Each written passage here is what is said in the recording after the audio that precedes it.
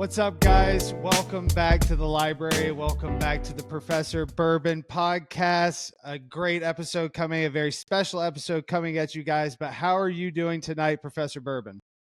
I'm doing really well. Had a wonderful interview with somebody who's going to try to raise money for a center that I'm affiliated with at the college today. So I spent an hour on a Zoom call, having a lot of fun, and have already waiting for the annex to get ready. Have delved into my Elijah Craig barrel proof B523. Gave it a solid B, waiting to decide what we're going to put in the glass here in a minute.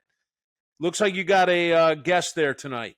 Yeah, like I said, this one's going to be a little different. Definitely a special episode. For the first time, we're going to have a guest, and it's actually going to be a guest that's going to sit in on this whole episode. So I'd like to introduce you guys to our friend Dylan, aka The Label. How you doing tonight?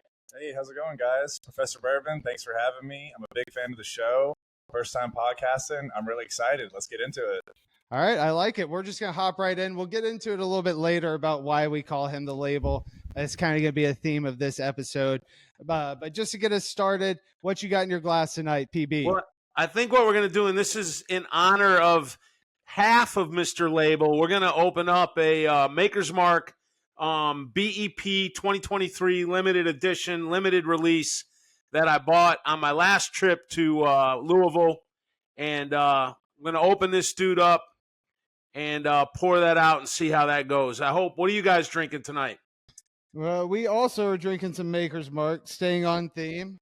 We're going with a private select from here in Atlanta, from Capital City. I think I might have actually had this on an episode before, but we figure we'll be talking about a lot of Makers today, so we go ahead and pour ourselves a little Makers as well. I think this one's about 110 proof. Really good pour. If you can ever find those private selections at a local liquor store, I definitely recommend picking them out because I don't think I've ever had a bad one thus far. Yeah, this one's the BEP 2023 I actually got in Laredo. It's 109.6 proof. Let's hear the pop. Nice bottle pop right there. Better than my ECPB earlier today. And the second best sound in the world.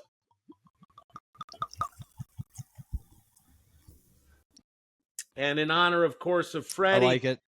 In honor, of course, of Freddie, we're not going to put the cap back on it. So, and we've said this before on the show, and Maker's Mark saved bourbon back from the white liquor, the clear liquor of the 1960s and 70s, and it is probably the most underappreciated distiller I think that there is. Whenever people talk about Maker's Mark, it's like, Maker's Mark. But remember, at one point in time, their advertising campaign was taste expensive because it is. And they basically saved bourbon along with the Japanese and maybe a little bit of Blanton sending Japanese liquor to the Japanese. But every time we blind Makers in something, it never finishes at the bottom. And I think Makers is really underappreciated. They do what they do well. And these experimental barrel things are really nice. We had a toasted marshmallow and its cousin a couple weeks ago. And so to BEP 2023, what a very nice nose. Yeah, I think we could all agree as well that Makers is one of the more beautiful campuses of the distilleries up there. I know The Label has spent a lot of time at Maker's Mark with your family, but I think that that's probably one of the cooler campuses of any of the distilleries around. I was mesmerized again when I was up in Louisville. I spent a lot of time taking pictures of that place. It is an absolutely beautiful campus with that creek running through it and the walkway and the farm and all the goats it is just a beautiful campus. Yeah, it's beautiful up there. I miss being up there, just talking about it, and can't wait to get back up there and do a full tour of Makers next time we're up there. But we'll hop right into the scouting report this week. The Label did help us out a little bit down on our side. He brought us a couple bottles. I think Professor Bourbon has one or two up there as well. So one that he brought down that I was very interested to try. I'm not sure I'll use the word excited because there was so much hype about this bottle before it came out, and then it came out, and then it was very much the opposite. People were raising their torches and pitchforks. But what he brought with him was Traveler's Whiskey, a Buffalo Trace product that I'm sure everybody heard about when it first came out. It's a Chris Stapleton, who is a country music singer. It's a release that he was involved with.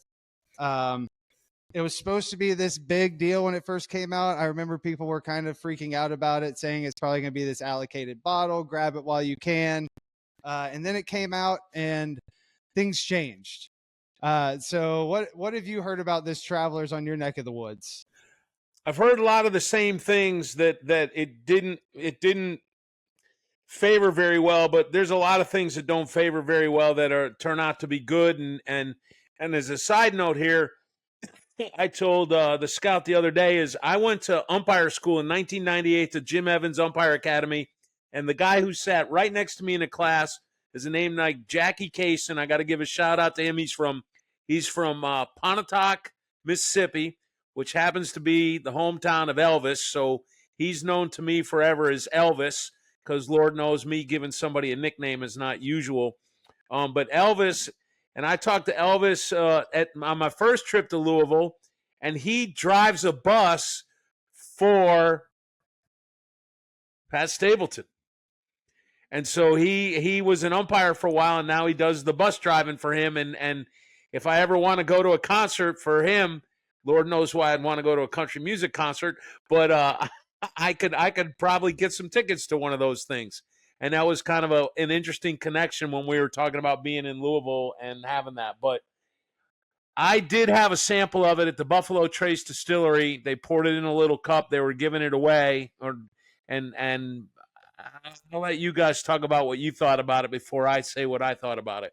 Yeah, we tried it last night. We popped it open, and I'd say it left little to be desired afterwards. I think it's a low proof. I think it's maybe 90 proof, and it just didn't have the tongue is sweet. It's really sweet on the tongue, and then it just kind of falls apart from there. It just, to me, it tastes like a watered down young whiskey. I know it's not a bourbon, but that's kind of the feel I had. I don't know about you. Well, and you guys were talking about it. Young. It's definitely a young bourbon. That's at least how it tastes. And it kind of gives more of that ethanol kind of burn to it. Usually with my bourbon, I like the good burn, a little bit of spicy, what they call it the Kentucky hug, when it's kind of going down your chest a little bit. This one wasn't really given the right burn. Yeah, I wouldn't go out and buy another bottle right away. But it's one of those things I could try it and hate it. He could try it and love it. There's people out there that I'm sure swear by it and really enjoy it. So if you can get it for MSRP, it might be worth giving it a shot. I think it's about $35. So all things considered, that's not terrible for a Buffalo Trace product. But again, it is a whiskey. It's not a bourbon. So some people are going to be snobs about that. And it's really just didn't quite live up to the hype around here, at least. So I think a lot of people are disappointed with it, but we gave it a shot. Didn't love it, and that's just kind of the way the bourbon world is. You got to try things. You never know what you're going to like, and this one just didn't really pan out for us. And I agree. And I'm never gonna dog. I'll give the whiskey a rating as I do on the TikTok. We're trying to get to 1,000 TikTok subscribers. So if you're not yet subscribed to our TikTok, Professor.Bourbon, get yourself over there and watch our AMSR bottle openings. But my score, my grade was not a real high grade on that, but there's some other stuff that I've given not so high grades to. But I really like what the Whiskey Tribe guys say down there in Austin, Texas, is what's the best whiskey? The whiskey you like the way you like to drink it. So if you like that whiskey, the Stapleton whiskey, God bless you, buy it, drink it, and enjoy it. It's not my cup of tea, but then again, I'm drinking, my cup of tea is 130 proof something or other, and 80 proof just doesn't always cut it. So that doesn't mean that there's not 80 proofs that I don't like. Well, not that I've come across yet, but we'll save that one for later as well. But I by the way, the nose on this BEP, very nice, classic Maker's Mark, that vanilla caramel, brown sugar, kind of rich baking spot. This stuff is, and look at the legs on that dude. I know that's not our podcast, not our deal, Good. but this is another Maker's Mark BEP that has not disappointed. Yeah, and last week I know we talked about the A124 that had come out, the new larceny, and I know that the B524 also just came out. I saw a couple stores posting about it actually today and yesterday. So I know we're going to be on the hunt down here as far as that goes. Unfortunately, up in the ABC states that PB's in, sometimes it's hit or miss getting those simple releases down here that we get pretty easily. So we're going to be on the hunt for that B524 because the A124, we tried it again last night, and it is a great pour. Way more complexity after drinking that Travelers. But have you found anything up on the north? I know you've been traveling a little bit again. So is there anything else that you've pulled while you've been traveling?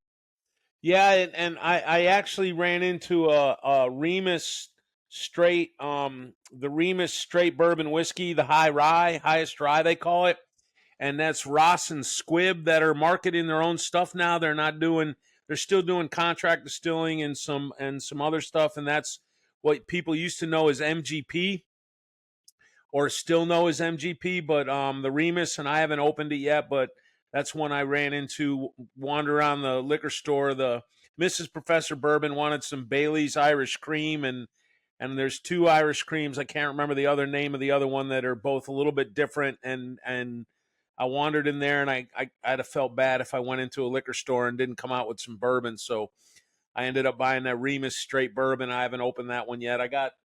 There's plenty of bottles to be opened on the TikTok channel, so we'll see how that goes. And we have one more scouting report that I wasn't expecting, and the label even came through bringing me one that I didn't know was coming. And so I'll grab it down real quick and let him explain a little bit, but this is a really cool bottle. So this is another one of my favorite things about Maker's Mark as a distillery is obviously everyone's seen the red wax on top of the bottles. Some of their more rare and exclusive bottles, they'll double dip their wax, and it's a lot of different meanings. This one specifically is for one of the NFL teams, the Atlanta Falcons. They double dip the red and the black together to make the semblance of the colors of the NFL team.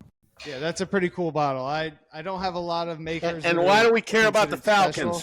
Why do we care about the we Falcons? We don't really care about the Falcons that much anymore. We used to care a lot more about the Falcons. We're on the rocks right now. We'll see. We're optimistic about our future. Come on, Professor Bourbon, we're from Atlanta. Give us one. I know that, but my audience doesn't know that you boys are from Atlanta. So I mean, the two A's on your hat are probably an obvious, but for those of us that aren't watching this, I mean, I was setting you up to say, go Dirty Birds, the whole bit, like the Dirty South and go Hot Atlanta, and and you stepped on it. And we've had better days recently, so we're not. It's tough being a proud Falcons fan. I also know the label is a Steelers fan. So he's we got the Braves together, but then I'm a Falcons fan. He's a Steelers fan. Neither one of us have had real great recent history, but we focus on the future. We move forward. We're optimistic about things to come.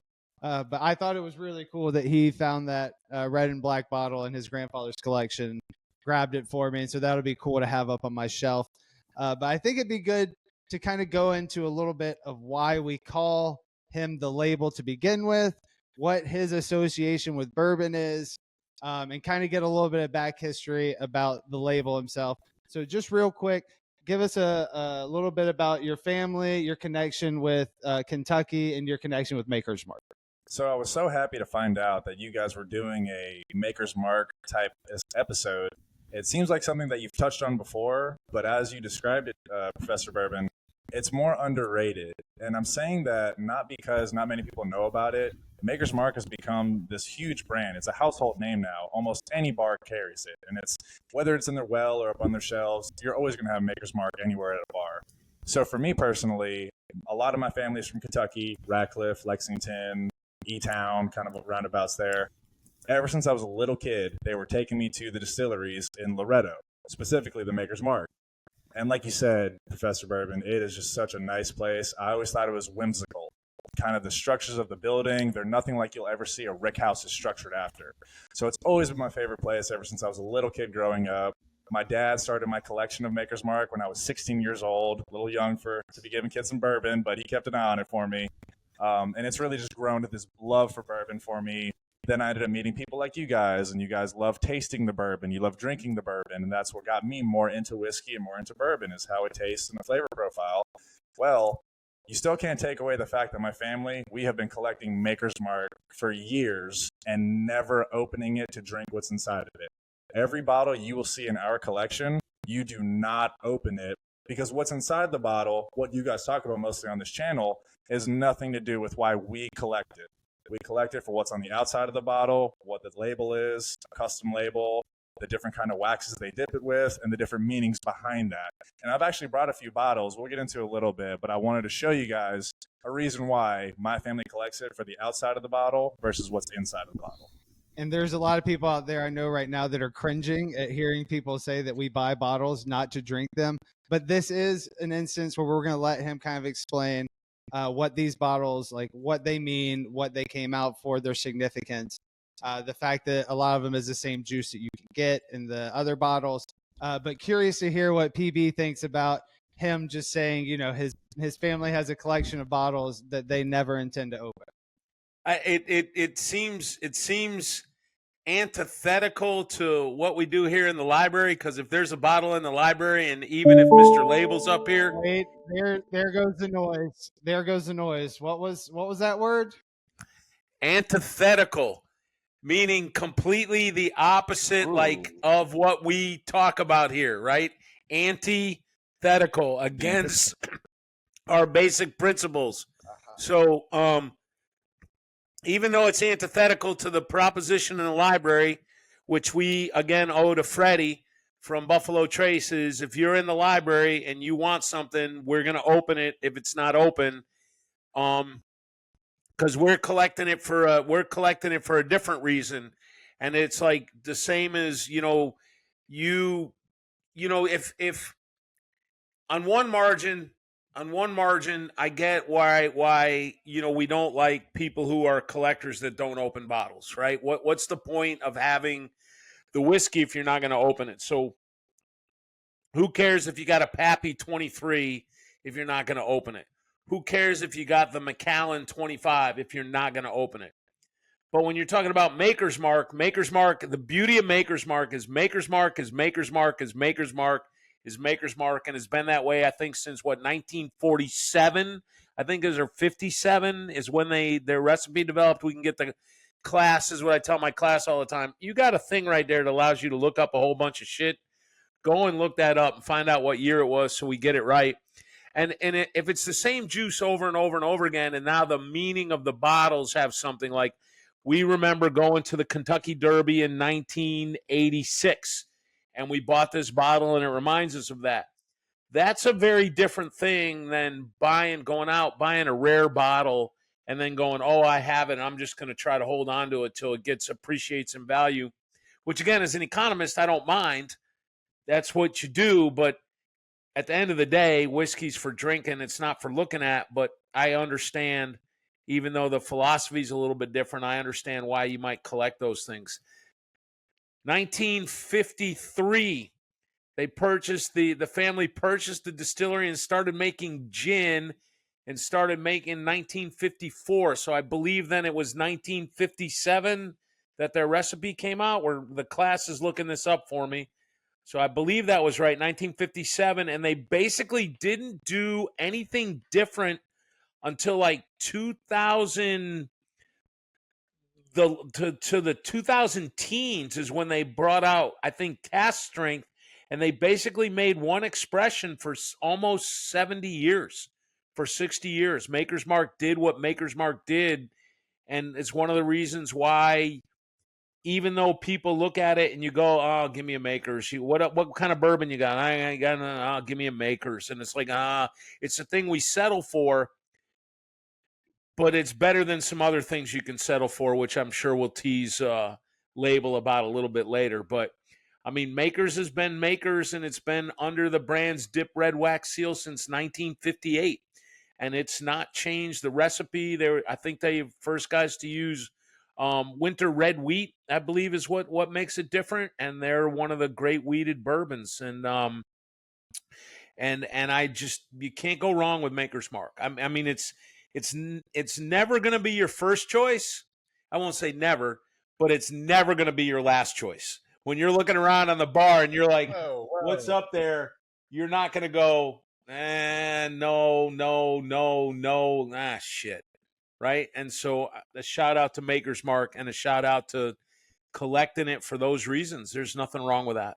Yeah, I think it's important to focus on the fact that I would imagine 90 to 95% of anything that you guys have in your family's collection is something that you could go down to any liquor store and buy the exact same juice, or they probably have it sitting at the bar in an open bottle that doesn't have that significance. So it's like PB said a second ago, it's not that Pappy 25 that there's very little of that juice available and someone just has it sitting on their shelf because it looks nice and they want to tell their friends they have it there. This is actual commemorative bottles that the juice inside is something you can find anywhere. And it is actually a bottle that's made for collecting. So I think it's really important to say that Makers has that kind of, it's almost a uniqueness to it.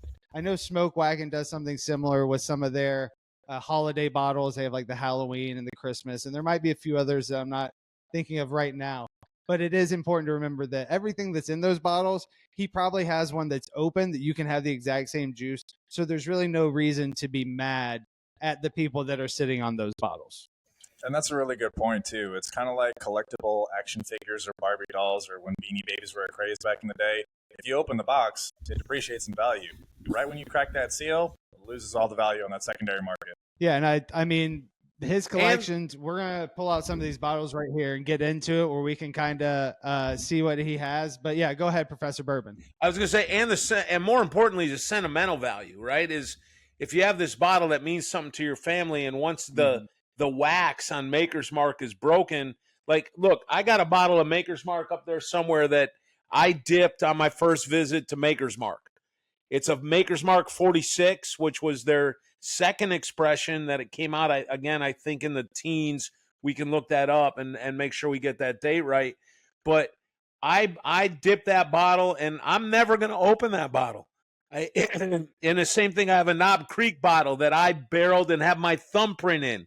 I love Knob Creek. I'm not opening that bottle, right? It's not going to get open just because it reminds me of the trip that the boomer and the 5 millennials took to Kentucky, and I will never forget when I got to Jim Beam, I got to the distillery ahead of all the millennials, and I basically went on the tour by myself because all the millennials were late. I know that's a big surprise. 3 of whom are sitting right there, and I basically went on the tour by myself. No, I think I had one millennial with me, my colleague, and we went on the tour by ourselves, met up with you guys at the end, and put my thumbprint in the Knob Creek. And every time I look at that Knob Creek with my thumbprint in it, I'm reminded of the story. And that's really what, at the end of the day, what this stuff is really all about, right? And the idea of enjoying those memories. Yeah, we have a few of those bottles up here that myself and the class dipped when we were at Maker's Mark. Same thing that we'll never open.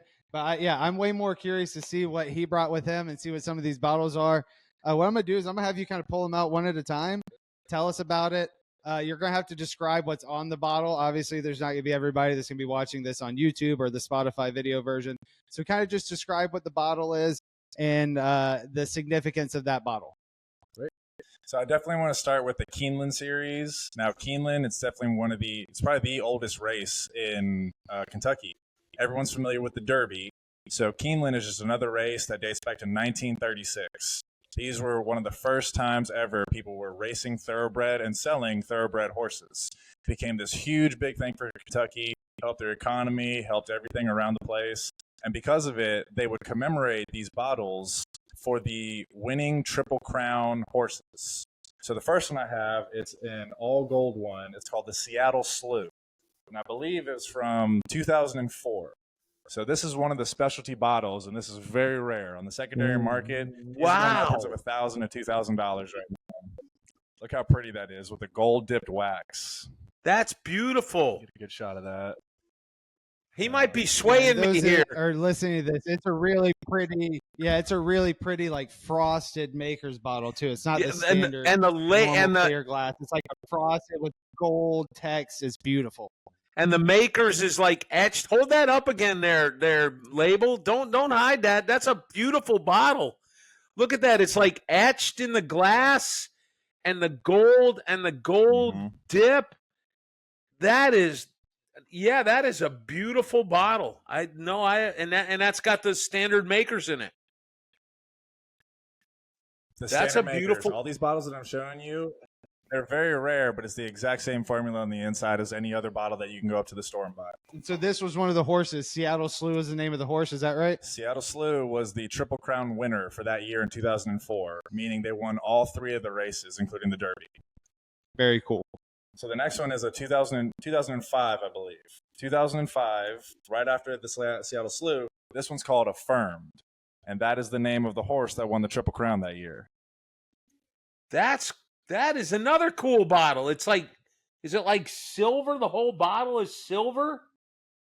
It's silver. The entire bottle's silver, and it's got the silver wax to match on top. It almost looks like you took a silver Sharpie and colored an entire Maker's Mark bottle and then dipped it with the silver wax up top. It's a really cool color. Mm-hmm. Wow, that is really cool. You might be changing my mind. My favorite of the collection. You might be changing my mind on not drinking stuff. Might be. I mean, so that goes to show you right there already. These are a couple of my favorite in my entire collection. I mean, the rarity of the bottles and how they look and the wax they're dipped with, on top of the meaning behind it. Triple Crown winning horses. That doesn't happen all the time. That is pretty rare in itself. So I do have a newer one, and this one is the 2024. Is it the 2024? The 2023. It's not named after a Triple Crown winner, but this was a bottle that they made for the Disabled Jockeys Association.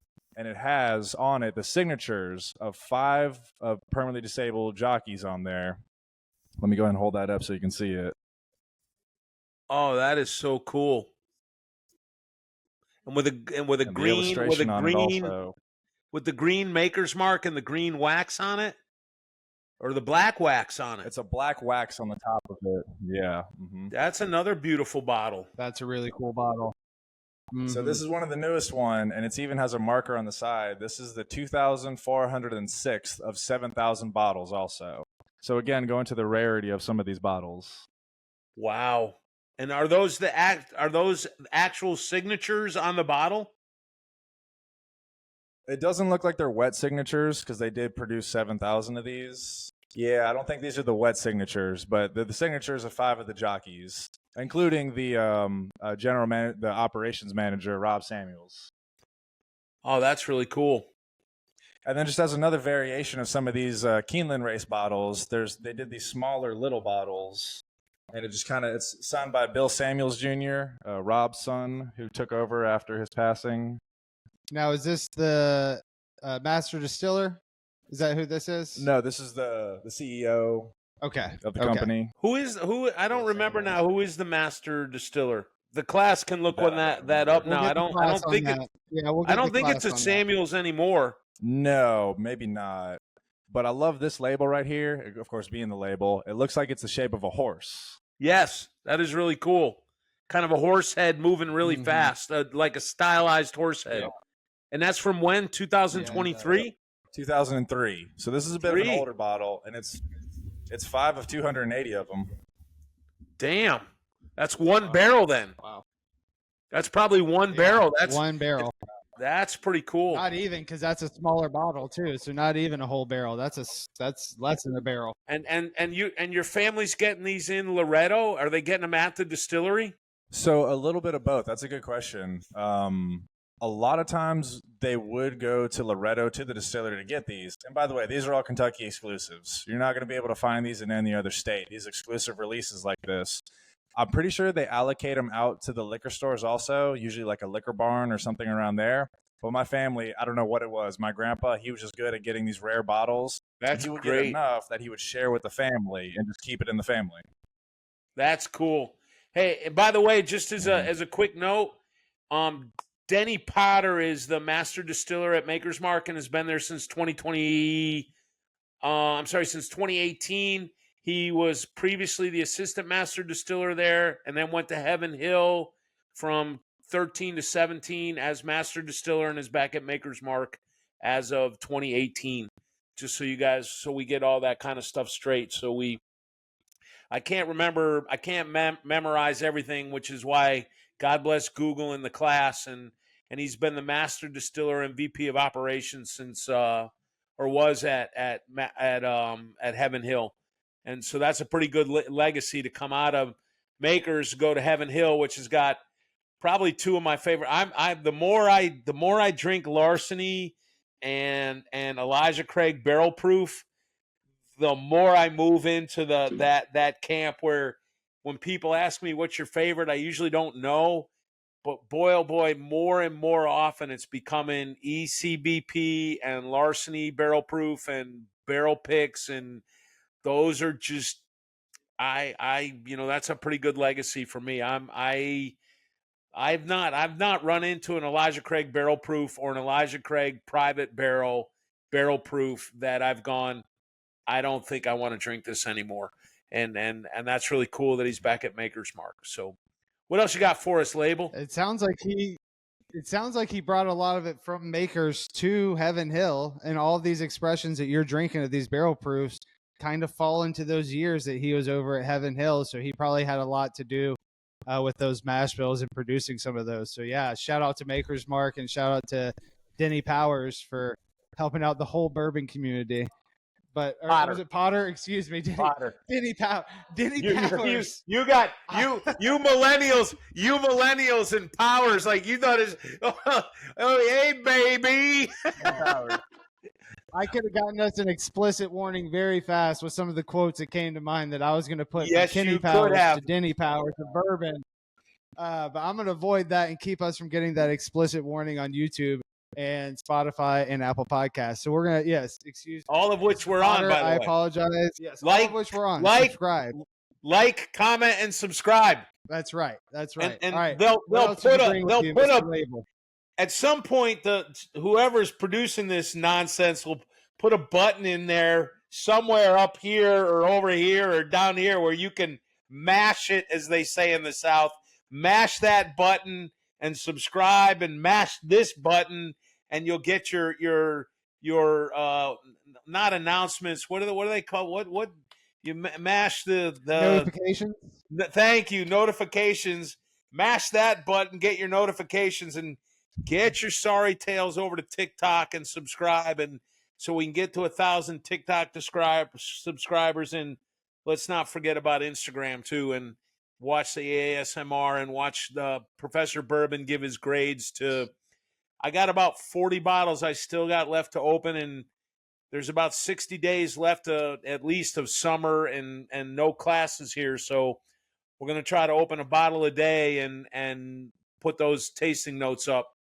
And today is 2 bottles. And I'll tell you what, this BEP 2023, I think you can only get it in Loretto. Damn, this is money. This is a solid B. Very nice. Look at that Boomer go with all of his social media and all of that stuff. Look at that Boomer go. Good for you.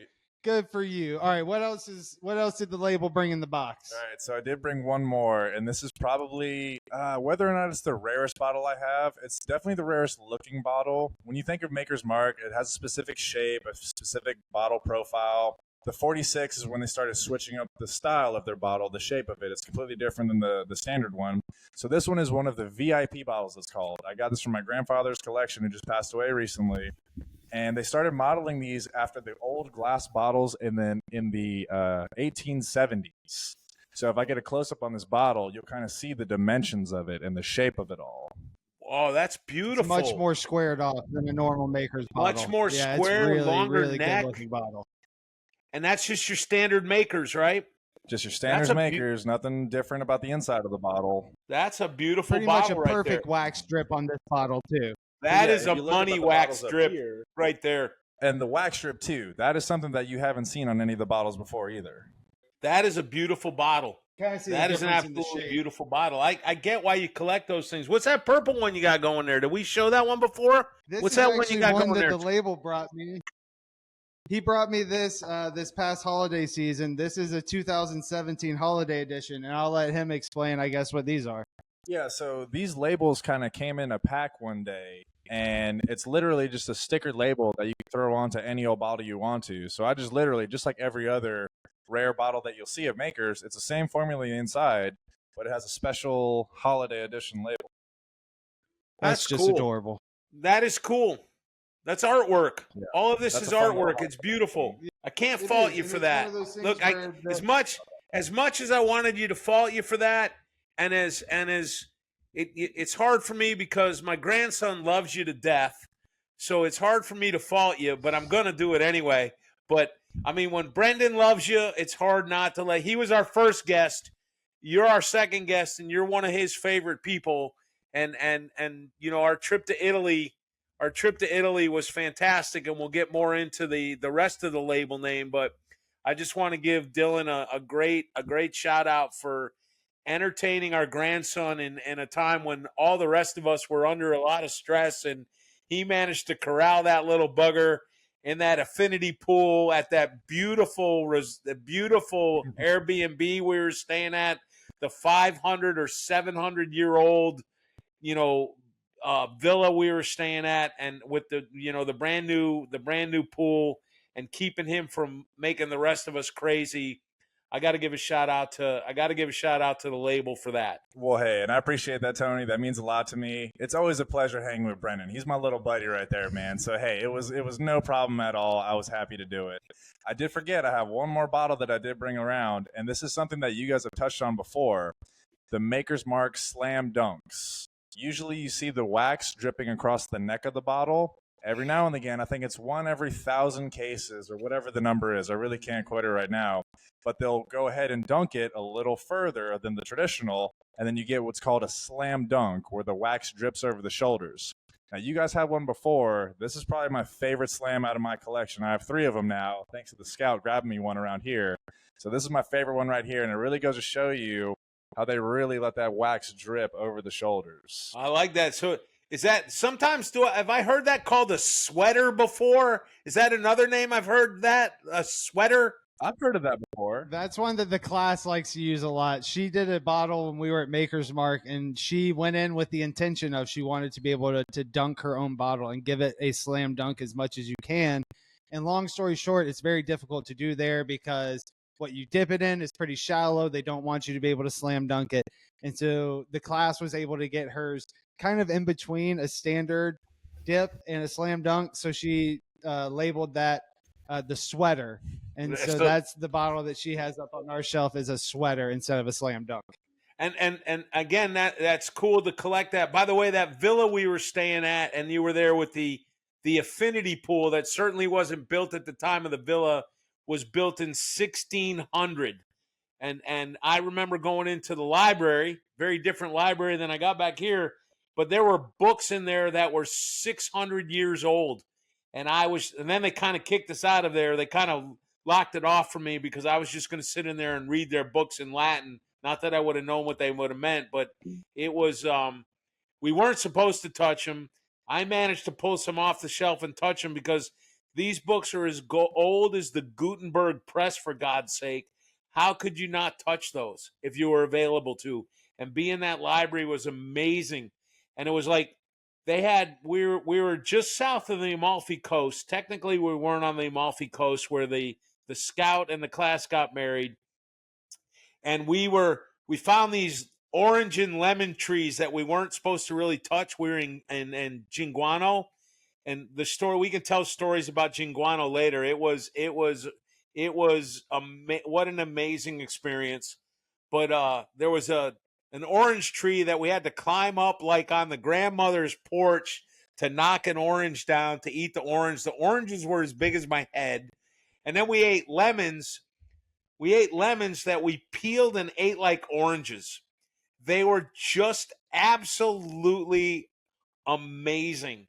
And that might be a story we'll tell a little bit in the future about all of the trip to the Amalfi Coast and just how much fun that was. And although the only bourbon we could find made Mr. Label happy, I mean, we looked because the scout and the class were getting married. There was no bourbon in Italy. We searched for bourbon in Italy, and the best we could do, which was come up with the label's namesake, was Jim Beam White. And that was the bourbon we had to drink. at the wedding and at the reception, and for everybody involved except for Mr. Label, for the label, it was quite the disappointment. I think everybody will agree. We were just happy to have bourbon at that moment on that trip. Yeah, no, we will agree. We will stipulate to that. Jim Beam White is better than no bourbon. Unlike Maker's Mark, where it's never the last choice, Jim Beam White, God bless you if you like it. God bless you if you drink it. More power to you. I love Jim Beam Distillery. Some of my favorite bourbons, Booker's, Little Book, Knob Creek, Baker's are all Jim Beam products. When it comes to the Jim Beam White, it doesn't do it for me.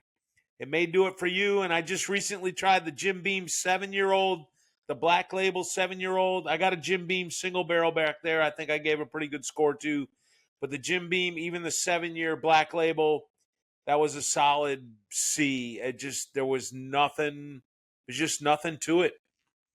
Nothing to it, which is unfortunate because all the other stuff they make, the expressions, and I can't wait to open that Jim Beam Legacy I got over there.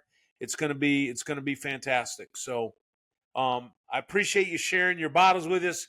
That's probably the reason we call him the Label, because his favorite bourbon is Jim Beam White and White Label. So we just call him Mr. White, Mr. Label. We call him White Label, and everything works out all right. Well, no, I'm happy to be on, and I'm happy to show some of my favorite bottles out of my collection, in hopes to defend myself as to why anybody would think, oh, why would you get a bottle of bourbon and not open it and drink it? Well, sometimes it's a little bit more than the juice that's on the inside of the bottle. And I think I might be convinced over to your side when it comes to Maker's Mark. Those are some beautiful bottles, and that's a real cool collection.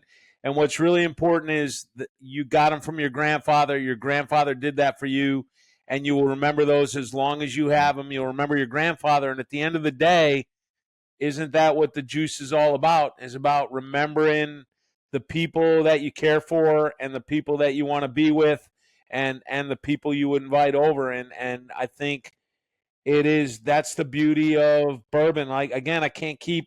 I mean, you were there. You were there when we talked to Freddie. We all had goosebumps when Freddie told that story about the Pappy 23 with his dad. And that's why every time we open a bottle, we leave the cork off in honor of Freddie. And this is about the relationships, about the bourbon, about the people that we love and that we care for. And you guys are amongst those. And this is a great way from 560 miles away to keep that going. And I would in my ideal world, we would be able to get back and forth between each other in the blink of an eye. We would be like Star Trek, and we would beam each other up, and we'd be in the library and in the annex. But at the end of the day, that's not the way it works. But God bless Zoom and Riverside and podcasting and God bless you, as my grandson would call you, Silly Dilly. Silly Dilly. I'll drink to that. Cheers. Cheers to that. Cheers to a great episode. Hopefully we'll have some more guests coming here in the future. It was awesome having you on the Label. Appreciate you being here.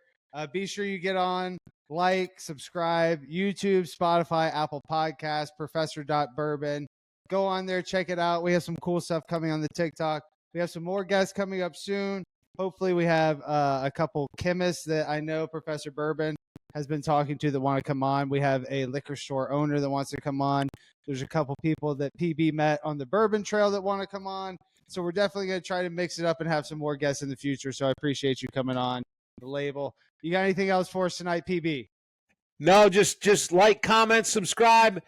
And again, whether you like to drink it or collect it, God bless you, and God bless us, each and every one, as little Tim said in the Christmas story, right? Tiny Tim, not little Tim. Mrs. Professor Bourbon yelled from the other room. So you can edit that any freaking way you want. And again, this wasn't a complete shit show. Cheers. Cheers. That was fun. Hold on, we got class dismissed. Tiny Tim, not Little Tim.